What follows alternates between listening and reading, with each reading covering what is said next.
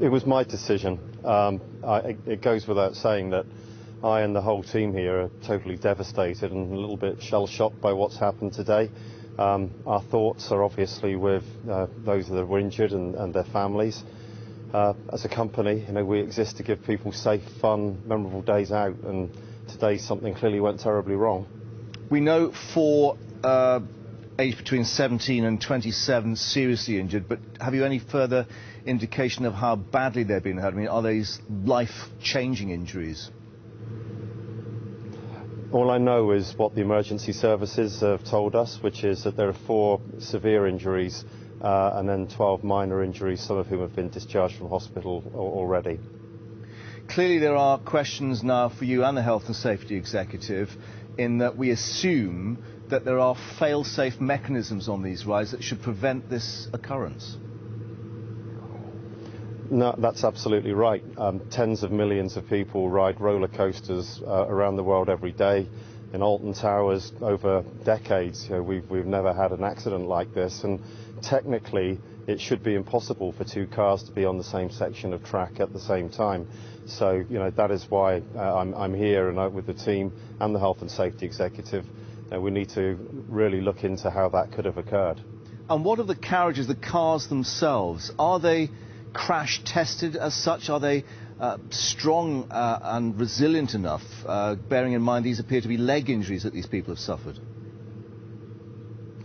They're strong and resilient, and there's a lot of stuff going around. I mean, actually, when somebody is sitting on a roller coaster car, the car can't come off the track.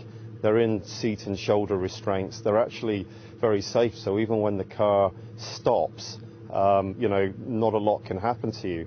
But as I already said, what all roller coasters are designed as is that there are fail-safe systems and brake locks around tracks to make sure that only one car can be on a section of track at a time.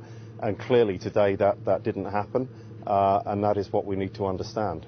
Is there also a bigger question now about the scale and design of these rides, bearing in mind this was 25 feet high that the rescue took place, and yet, as we can see from the pictures we're showing while we interview you, it took 4 hours to get these people out, and clearly that could have had an impact on their well-being. Look, honestly, I guess the emergency services took the decisions, around the injured people, and the nature of the industry, the injuries meant that they wanted to have a stable platform. Certainly the ride was off the ground, but it wasn't excessively high.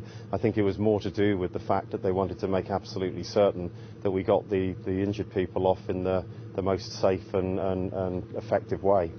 What about public confidence now, however? Clearly your company took a hit on the stock exchange, shares down 3%. Could this get many people to question whether these really are safe? Well, look, you'll forgive me if I'm not really that focused on the share price at the moment. Myself and all of my team, we do this because we're passionate about it. People love the business. And as I've just said, I mean, Alton Towers has got a fantastic record for safety. Tens of millions of people have visited and ridden the rides, as they do not only around the Merlin Group but around many theme park groups. This is a very rare but tragic accident, and I am determined to try and find out what made it happen. But at the moment, again, you'll forgive me, we're totally focused on our thoughts of the people that were injured and trying to find out what happened. And yet there are reports that there were indications there was a problem with the ride this morning. 2013, the ride was closed twice after a bolt was seen to fall off when plastic guard wheels came loose and hit front row riders. I mean, it's not been without its problems. Look, all rides, particularly when they're new, have technical glitches, but I go back to what I said before.